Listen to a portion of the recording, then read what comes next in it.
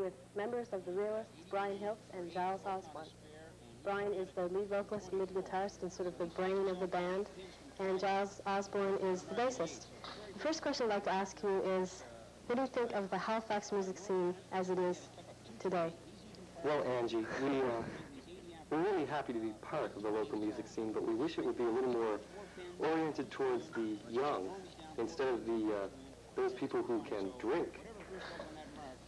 And well, is this a problem when you're well, yes, we find it a big problem because there aren't that many places locally to play when you're playing towards a younger audience, which is what we're basically playing towards. We play pop music, and that means we play popular music, and we'd like to play to younger people who are not there, because of drinking and things like that. When you go to a bar, like one of those bars in Halifax or something, to see a band, you're there to drink and to have a nice time and cavort around, and the band is rather secondary to the whole evening, unless you're particularly gammy on the band.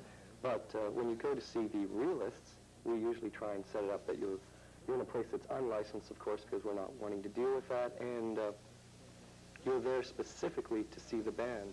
And what you did here, the difference, do you find that in Toronto it was a lot harder to get known or to be known, or, I mean, have you changed your music a bit since you've been back? Or has it pretty well been the same sort of stuff you've always been playing, but just added a little bit of the more?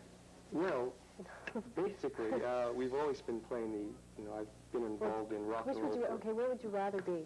Here no, I'd rather be here, because home's where the heart is. But, the thing is, in Toronto, if you take the example of the Spoons from Toronto, they were a band based in Burlington, a little suburb, basically, of Toronto when you get down to it. And the Toronto press, because there's nothing better going on in town, and because that's the way Toronto is, blew them up out of all proportions.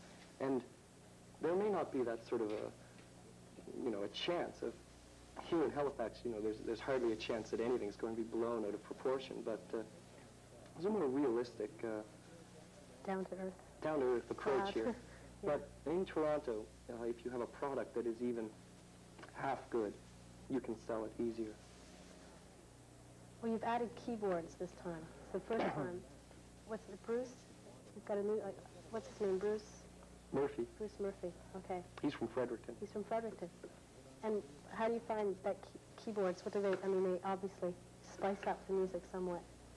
It seems to dramatically fill out the sound. We performed as a three-piece once, about 2 weeks after. It's always been a three-piece, hasn't it?